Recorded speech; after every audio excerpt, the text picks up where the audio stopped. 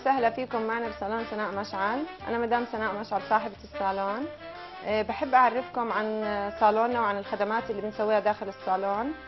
عندنا حمام مغربي ملوكي، عندنا سكر، عندنا واكس، تاتو، بديكير، مانيكير، تجهيز عرايس، ميك اب، تسريحات، جميع أنواع الصبغات من أفضل الأنواع اللي بنستخدمها داخل الصالون.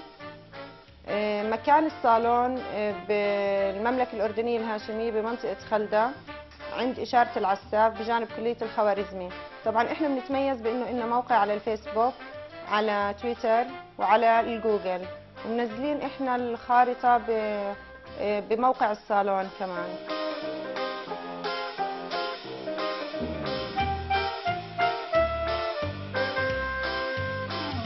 عندنا الحمام المغربي بتميز بأنه على الطريقة المغربية الأصيلة، نفس نظام اللي بيعملوها بالمغرب، اللي هي غرفة مسكرة بتكون بالبخار، بتكون على طريقة انه البنت بنحط لها الصابون بالبداية، بعدين التكييف، وبعدين بعدها بتتشطب بالمي السخنة وبتبلش الماسكات. الماسكات عبارة عن طين ومواد خاصة، خلطات خاصة احنا بنعملها لشد الجسم، لتبييض الجسم، وماسك للشعر وماسك للوجه. عندنا قسم خاص للمساج، للفيشيال، عندنا علاج للبشرة، للبشرة المتحسسة، للبشرة اللي فيها أكياس دهن أو زوال. ولكن إذا وصلت البشرة لمرحلة إنه تكون البشرة مريضة أو فيها حبوب، إحنا عن طريقنا بنحولها لطبيب جلدية وهو بيكمل العلاج عنده.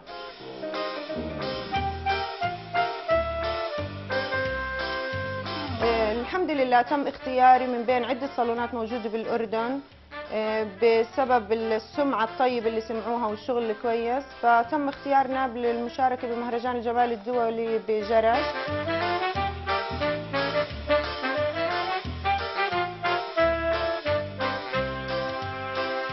بالنسبة للعروس عندنا باكج كامل للعروس، بيشمل على حمام مغربي ملوكي، بيشمل على سكر، بديكير، بالإضافة لخيط للوجه أو شمعة، والتسريحة والميك اب والفاونديشن للجسم.